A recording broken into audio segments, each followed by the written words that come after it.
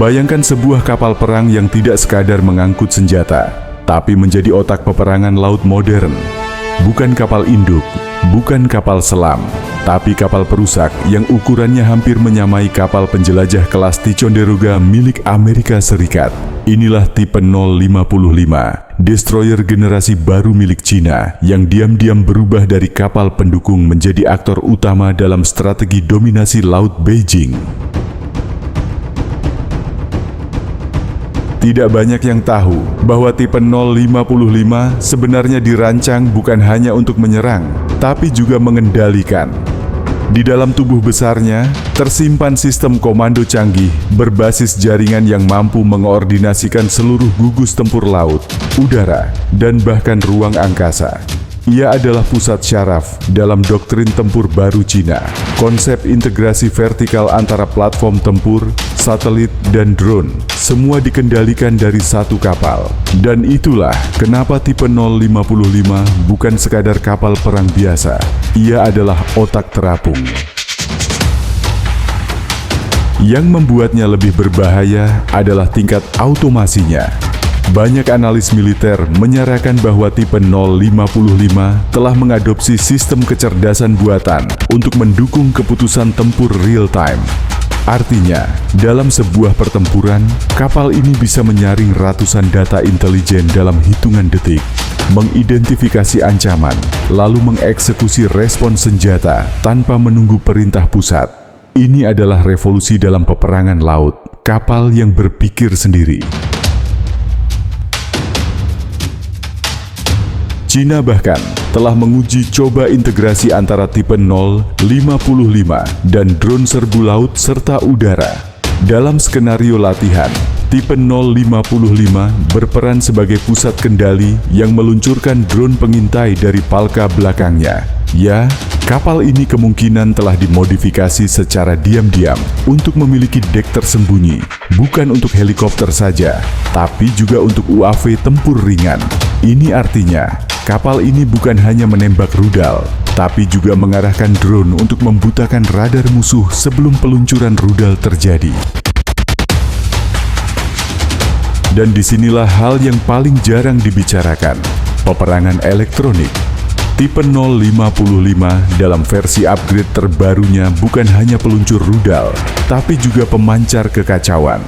Dengan sistem jamming aktif yang bisa memanipulasi radar lawan, memalsukan sinyal, bahkan mematikan jaringan komunikasi satelit, kapal ini bisa menciptakan zona kematian elektronik di sekitar dirinya sejauh ratusan kilometer. Bagi kapal induk Amerika, ini artinya kehilangan keunggulan terbesar mereka, koordinasi udara. Tidak hanya itu, tipe 0B55 dirancang dengan kemampuan anti-satelit pasif. Artinya, ia bisa mendeteksi, melacak, dan menjadi platform peluncur rudal anti-satelit tertentu dalam operasi tempur yang disesuaikan. Dengan meningkatnya ketergantungan Amerika terhadap sistem GPS, ISR, dan satelit komunikasi, kemampuan ini bisa membuat tipe 055 menjadi kuda Troya yang mengacaukan seluruh infrastruktur tempur barat. Namun keunggulan tipe 055 bukan hanya pada serangan, tapi juga pada daya tahannya. Desain siluman kapal ini bukan hanya soal visual, tapi juga soal akustik dan elektromagnetik. Kapal ini dibangun untuk tidak terdeteksi radar. Sistem knalpot termal disebar ke sisi laut untuk menurunkan jejak panas, dan struktur palka sengaja dibuat menyatu agar tidak memantulkan sinyal sonar. Dalam dunia perang laut modern, keterlihatan adalah kelemahan. Dan Cina telah membangun tipe 055 untuk menghilang dari radar.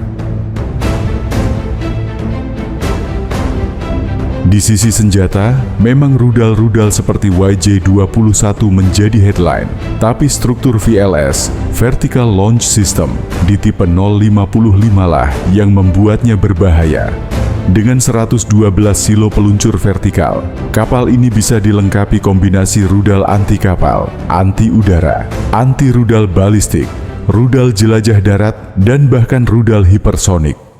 Namun yang sering dilupakan, sistem ini telah disiapkan untuk senjata generasi berikutnya, seperti railgun dan laser.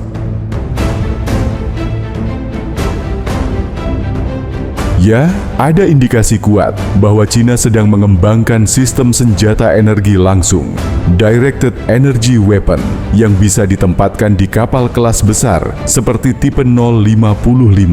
Energi listriknya cukup, sistem pendinginnya sudah terintegrasi, dan dari desain decknya terlihat ada ruang cadangan untuk platform modular masa depan. Jika Cina berhasil menempatkan laser pemotong atau penghancur drone di kapal ini, maka tipe 055 akan menjadi satu-satunya kapal siluman tempur di dunia dengan kemampuan senjata energi, bahkan sebelum Amerika sendiri mengimplementasikannya secara penuh.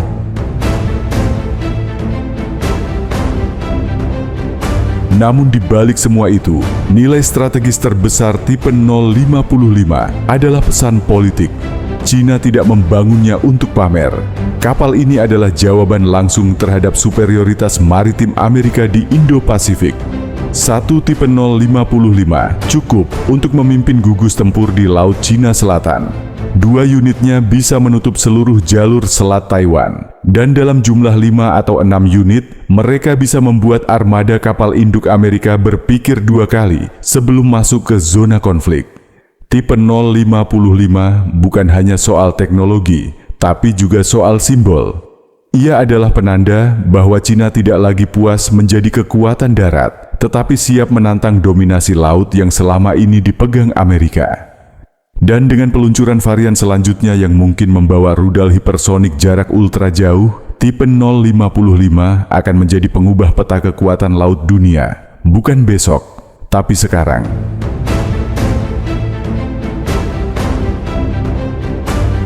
Dalam diam, kapal ini bergerak, tanpa sorotan kamera, tanpa konvoi besar.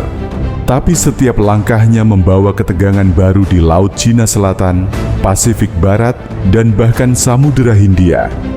Dunia mulai sadar, peperangan laut modern tidak akan dimenangkan oleh kapal induk, tapi oleh kapal siluman yang bisa melihat lebih dulu, menyerang lebih dulu, dan menghilang lebih dulu. Dan saat ini, China telah memegang kartu itu di tangan sebuah monster laut bernama tipe 055. Bagaimana pandangan kalian? Silahkan tulis opini kamu di kolom komentar. Terima kasih telah menonton. Sampai jumpa.